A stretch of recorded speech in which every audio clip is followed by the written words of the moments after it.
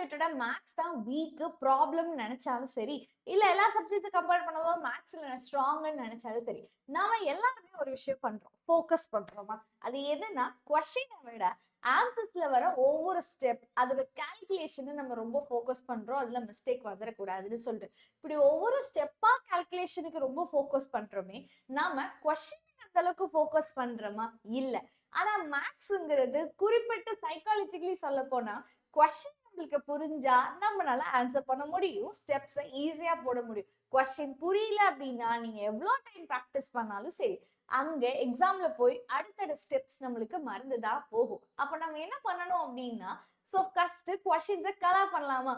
Red colour question. இந்த red colour question எதுக்கு மேம்ன்னு கேட்டீங்கன்னா, நீங்க ஒரு கொஸ்டின் படிக்கிறீங்க, படிச்சுக்கிட்டே இருக்கீங்க. எவ்ளோ டைம் படிச்சாலும் சரி, அந்த கொஸ்டின்ல எக்ஸாக்ட்டா என்ன பண்ணுன்ற ஒரு கிளாரிட்டி உனக்கு கிடைக்கவே இல்ல அப்படின்னா, அது ரெட் கலர் கொஸ்டின். சோ, எவ்ளோ டைம் ஃபர்ஸ்ட் டைம் படிக்கும்போது புரியல. 2, 3 டைம் மேம் எல்லாம் எக்ஸ்பிளைன் பண்ணதுக்கு அப்புறம் தான் அந்த கொஸ்டின்ல என்ன கேட்க வராங்கன்னு எனக்கு புரிஞ்சிருச்சு.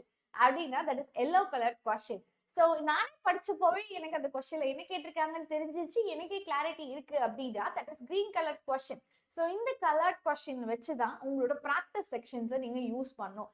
ரெட்னா நீங்க அதிக அதிக நம்பர் ஆஃப் டைம் பிராக்டிஸ் பண்ணிக்கிட்டே இருக்கணும். அண்ட் அத வந்துட்டு உங்களோட டீச்சர்ஸ் கிட்ட இருந்து ஹெல்ப் வாங்கிக்கோங்க. And same yellow colour. Yellow colour கொஸ்டின்ஸ்லாம் என்னன்னா, கான்செப்ட்ஸ் ஓரளவுக்கு புரிஞ்சிருச்சு அப்படின்னா, உங்களுக்கு எல்லோ கலர் கொஸ்டின்ஸ் ஈஸியா போட்டுறலாம்.